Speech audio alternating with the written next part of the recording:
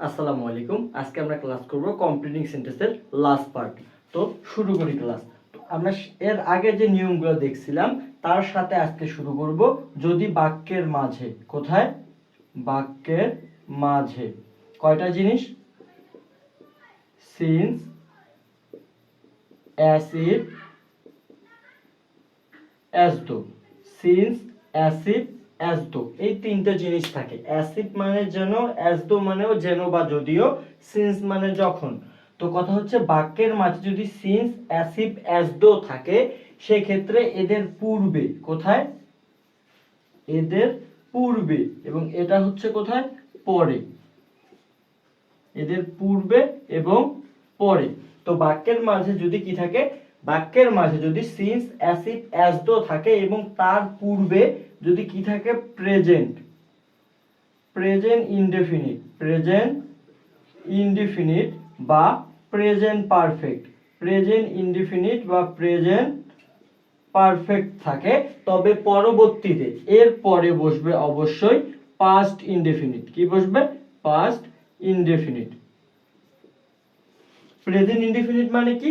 মূল ভার্বের present form. আর present perfect মানে কি? হ্যাভ, হ্যাজ প্লাস ভার্বের পাস্ট পার্টিসিপল। তো কথা হচ্ছে since, as if, as though এর পূর্বে যদি প্রেজেন্ট ইনডেফিনিট বা প্রেজেন্ট পারফেক্ট থাকে তাহলে পরবর্তী গ্যাপে আমার কি হবে? পাস্ট ইনডেফিনিট, অর্থাৎ সাবজেক্ট প্লাস ভার্বের পাস্ট ফর্ম প্লাস অবজেক্ট বা বাকি অংশ। কিন্তু যদি since, as if, as though এর পূর্বে, এর পূর্বে যদি কি থাকে? পাস্ট ইনডেফিনিট থাকে। কি থাকে? পাস্ট ইনডেফিনিট, অর্থাৎ সাবজেক্ট প্লাস ভার্বের পাস্ট ফর্ম প্লাস অবজেক্ট। অর্থাৎ since, as if, as though এর পূর্বে যদি পাস্ট ইনডেফিনিট থাকে তাহলে পরবর্তী গ্যাপে কি হবে? পরবর্তী গ্যাপে অবশ্যই পাস্ট পারফেক্ট হবে। কি হবে? Past perfect. ভাই পাস্ট পারফেক্ট মানে কি? সাবজেক্ট প্লাস হ্যাড প্লাস ভি3, তারপরে বাকি অংশ, বাকি অংশ বা নিজের যা মন চায় সেটা। কথা হচ্ছে আমার এখানে সাবজেক্ট ভার্ব নিজের ইচ্ছা মতো শুধু অর্থের সাথে মিল রেখে আমাদের সেন্টেন্স গুলো কমপ্লিট করতে হবে। তো আমরা যদি প্রথম একটা উদাহরণ দেখি, বললাম he talks, he talks as if, he talks as if, সে এমন ভাবে কথা বলে যেন। অ্যাজ ইফ মানে হচ্ছে যেন বা এমন ভাবে যেন। তাহলে হি টক্স অ্যাজ ইফ, সে কথা বলে যেন, সে কথা বলে যেন। কিন্তু দেখি তো আমরা অ্যাজ ইফ এর পূর্বে কি আছে? হি টক্স, তার মানে এটা কি? প্রেজেন্ট ইনডিফিনিটও দেওয়া আছে। যেহেতু প্রেজেন্ট ইনডিফিনিট তাহলে পরবর্তী গ্যাপে আমার কি হবে? Past indefinite. পাস্ট ইনডিফিনিট মানে কি?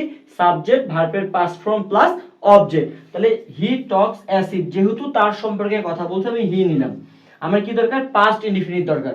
তো লিখলাম যে হি নিউ এভরিথিং, এভরিথিং, যে হি টক, সে কথা বলে, as if he knew everything, যেন সে সবকিছুই জানে। তো আমরা কি দেখলাম? বাক্যের মাঝে যদি অ্যাজ ইফ কথাটা উল্লেখ থাকে, তার পূর্বে যদি প্রেজেন্ট ইনডিফিনিট থাকে, পরবর্তী গ্যাপে কি হয়? Past indefinite. আমরা একই রুলস দিয়ে পরের উদাহরণটা যদি দেখি, বললাম হি talked as if, he talked as if, তার মানে হি টকড, অ্যাজ ইফ এর পূর্বে কি আছে? হি টক, তাহলে এখানে মূল ভার্বের পাস্ট ফর্ম। তাহলে অ্যাজ ইফ এর পূর্বে যেহেতু পাস্ট ইনডেফিনিট আছে তাহলে পরবর্তী গ্যাপে কি হবে? Past perfect. তাহলে সেম পাস্ট পারফেক্ট মানে কি? সাবজেক্ট প্লাস হ্যাভ ভার্বের পাস্ট পার্টিসিপল। তো হি টক যেহেতু আছে, সাবজেক্ট তার সম্পর্কেই কথা বলতেছে, তো আমি এখানে হি নিলাম। কি হলো? অ্যাজ ইফ এর পূর্বে পাস্ট ইনডিফিনিট, তাহলে পরবর্তী গ্যাপে কি হবে? Past perfect. পাস্ট পারফেক্ট মানে কি? হ্যাড প্লাস ভি3। তো হি হ্যাড, আমি এটাও নিতে পারি, অন্য যে কোনো ওয়ার্ডও নিতে পারি। তো বসাইলাম হি হ্যাড নোন এভরিথিং। বিষয়টা বুঝাতে পারলাম? তাহলে কি দেখলাম?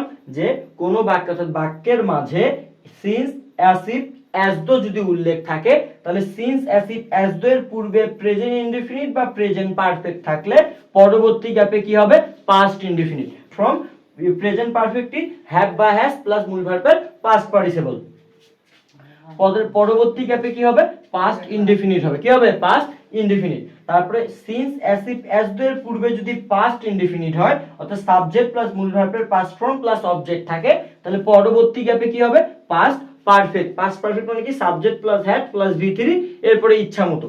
তো হি টক্স অ্যাসিড, তাহলে যেহেতু অ্যাসিড পাইলাম বাক্যের মাঝে, এর পূর্বে কি আছে প্রেজেন্ট, তাহলে অবশ্যই পরবর্তীতে কি হবে পাস্ট ইনডিফিনিট। তাহলে অ্যাসিড এর পূর্বে হি টক, তাহলে এখানে মূল ভার্বের কি ফর্ম দেওয়া আছে পাস্ট ফর্ম দেওয়া আছে, যেহেতু পাস্ট ফর্ম দেওয়া আছে তাহলে পরবর্তী গ্যাপে অবশ্যই কি হবে পাস্ট পারফেক্ট, তাহলে পাস্ট পারফেক্ট মানে হ্যাড প্লাস ভি3, এইটুকু হচ্ছে মূল জিনিস।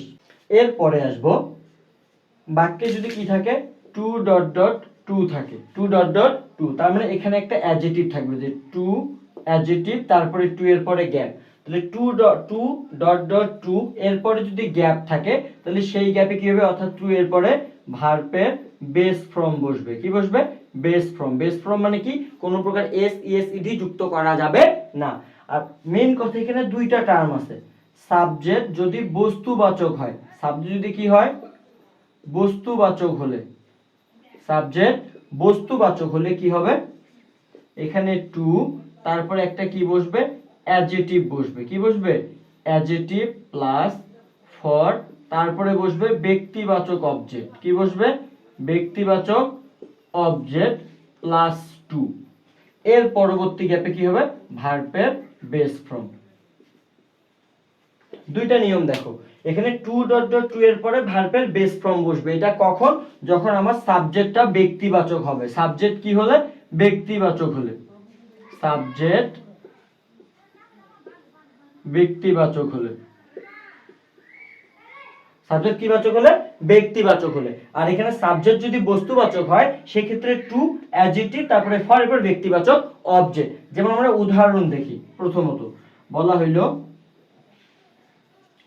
হি is too dot dot to, এই যে গ্যাপ আছে, তাহলে কথা হচ্ছে আমার এটা হয়তো দিয়ে দেওয়াই থাকবে, ধরো এখানে উইক দিয়ে দেওয়া থাকলো যে হি ইজ টু উইক, এতই যে, অর্থাৎ টু ডট ডট টু মানে হচ্ছে কি এতই যে, তাহলে he is too weak to, তাহলে আমরা কি দেখলাম যেহেতু সাবজেক্ট হি মানে ব্যক্তিবাচক, তাহলে টু এর পরে তো অ্যাডজেক্টিভ বসছে, এই টু এর পরে কি হবে একটা বেস ফর্ম বসবে কার মূল ভার্বের, আমি দিলাম walk, he is too weak to walk, সে এতই দুর্বল যে হাঁটতে পারে না। তো কথা হচ্ছে কি দুই নাম্বারটা বললাম কি সাবজেক্ট যদি বস্তুবাচক হয়, সাবজেক্ট যদি কি হয় বস্তুবাচক হলে টু এর পরে অ্যাডজেক্টিভ প্লাস ফর ব্যক্তিবাচক অবজেক্ট, এর পরবর্তী টু এর পরে কি হবে ভার্বের বেস ফর্ম, এরপরে কি হবে ভার্বের base form. The tree is too dash গেল, তা দেখো তো দা ট্রি মানে বস্তুবাচক, বা এখানে দা বিল্ডিং থাকলো কোনো সমস্যা নাই, দা ট্রি বা দা বিল্ডিং ইজ টু, যেহেতু এটা বস্তুবাচক তাহলে আমরা কি বলতে পারবো এই টু এর পরে একটা অ্যাডজেক্টিভ প্লাস ফর ব্যক্তিবাচক অবজেক্ট, আমি দিলাম যে the tree is too big, adjective আসলো তারপরে ফর, ফর এখন ব্যক্তিবাচক অবজেক্ট, আপনার যে কোনো ইচ্ছা আমরা একটা ব্যক্তিবাচক অবজেক্ট নিতে পারি, বললাম যে me, the tree is too big for me to climb, climb মানে কি চড়া। ক্লিয়ার, তাহলে কি দেখতেছি আমি টু ডট ডট টু এর দুইটা নিয়ম, প্রথমত সাবজেক্ট যদি ব্যক্তিবাচক হয় তাহলে আমরা বেসিক জিনিস যে টু ডট ডট টু এর পরে ভার্বের বেস ফর্ম থাকবে যদি কোনো জায়গায় গ্যাপ থাকে, এবং সাবজেক্ট যদি বস্তুবাচক হয় সেই ক্ষেত্রে টু এবং অ্যাডজেক্টিভের পরে ফর তারপরে ব্যক্তিবাচক অবজেক্ট এবং পরবর্তী টু এর পরে ভার্বের বেস ফর্ম বসবে। কি বসবে ভার্বের বেস ফর্ম। যেমন আমরা উদাহরণে দেখলাম he is too weak to walk, এখানে সাবজেক্টকে ব্যক্তিবাচক, এর জন্য আমার এই টু এর পরে ভার্বের বেস ফর্ম বসছে এবং এই প্রথম টু এর পরে একটা অ্যাডজেক্টিভ বসছে। এর পরবর্তীতে ট্রি যেহেতু বস্তুবাচক এর জন্য প্রথম টু এর পরে অ্যাডজেক্টিভ, এরপরে ফর ব্যক্তিবাচক অবজেক্ট এবং পরের টু এর পরে মূল ভার্বের বেস ফর্ম বসছে। বুঝতে পারছি? এখন আসব যদি বাক্যের শুরুতে, কোথায় বাক্যের শুরুতে কি থাকে বাই প্লাস ভার্বের আইএনজি থাকে, বাই প্লাস ভার্বের আইএনজি থাকে, যেটাকে জিরান্ড বলা হয়। জিরান্ড কি ভার্বের সাথে আইএনজি যুক্ত হয়ে যখন সে কর্তা হিসেবে কাজ করবে বা নাউন হিসেবে কাজ করবে তখন তাকে জিরান্ড বলা হয়। তাহলে বাই প্লাস ভার্বের আইএনজি যদি বাক্যের শুরুতে থাকে তাহলে পরবর্তী গ্যাপে থাকলে পরবর্তী গ্যাপে কি বসবে একটা প্রিন্সিপাল ক্লোজ বসবে। প্রিন্সিপাল ক্লোজ, ভাই প্রিন্সিপাল ক্লোজ কি যেটা দ্বারা সম্পূর্ণরূপে মনের ভাব প্রকাশ পায়, অর্থাৎ একটা সাবজেক্ট থাকবে একটা ফাইনাইট ভার্ব থাকবে, অর্থাৎ subject plus verb plus object নিজের ইচ্ছা মতো। হ্যাঁ, তাহলে বাক্যের শুরুতে যদি বাই প্লাস ভার্বের আইএনজি থাকে এবং তারপরে যদি গ্যাপ থাকে তাহলে সেই গ্যাপে কি হবে, একটা প্রিন্সিপাল ক্লোজ। প্রিন্সিপাল ক্লোজ কি, যেটা সাবজেক্ট ভার্ব অবজেক্ট। যেমন আমরা দেখি যে বললাম by reading book, by reading book, by reading book. দেখি তো শুরুতে বাই, তারপরে একটা ভার্ব, তার সাথে কি যুক্ত আছে, আইএনজি। তার মানে বাই প্লাস ভার্বের আইএনজির পরে যদি গ্যাপ দেওয়া থাকে তাহলে একটা প্রিন্সিপাল ক্লোজ। তাহলে বাই রিডিং বুক, বই পড়ার মধ্যে আমরা কি জানি, we learn. By reading book we learn, by reading book we learn many things, we learn a lot, ওটা আলাদা হিসাব। আমরা শুধু সাবজেক্ট ভার্ব হলেই একটা পরিপূর্ণ প্রিন্সিপাল ক্লোজ তৈরি হয়। তাহলে by reading book we learn. আবার দেখো যদি বলা হয় by drinking milk, by drinking milk, দুগ্ধ পানের মাধ্যমে, we can get good health, we can get good health. তাহলে কি দেখলাম, বাক্যের শুরুতে বাই প্লাস ভার্বের আইএনজি থাকলে পরবর্তী গ্যাপে প্রিন্সিপাল ক্লোজ হয়, অর্থাৎ পরবর্তী গ্যাপে আমার প্রিন্সিপাল ক্লোজ দিয়ে সেন্টেন্সটা কমপ্লিট করতে হয়। তাহলে প্রিন্সিপাল ক্লোজ কি, মূলত যেটা দ্বারা সম্পূর্ণরূপে মনোভাব প্রকাশ পাবে, একটা সাবজেক্ট, একটা ফিনিট ভার্ব, এরপরে অবজেক্ট। তারপরে বাই রিডিং বুক, যেহেতু আমরা দেখতেছি বাই এখানে ভার্ব তার সাথে আইএনজি, তার মানে এটা জিরান। তাহলে বাই প্লাস ভার্বের আইএনজি থাকলে পরবর্তী গ্যাপে আমার কি একটা প্রিন্সিপাল ক্লোজ, যেমন by reading book we learn, by drinking milk we can get good health. এখানে সাবজেক্ট ভার্ব নিজের ইচ্ছা মতো। হ্যাঁ, মোস্ট ইম্পর্টেন্ট জিনিস আস্তে আস্তে আমাদের কমপ্লিটিং সেন্টেন্সের ক্ষেত্রে, সেটা হচ্ছে বাক্যের মাঝে, কোথায়, বাক্যের মাঝে যদি কি কি থাকে, হোয়াট, হু,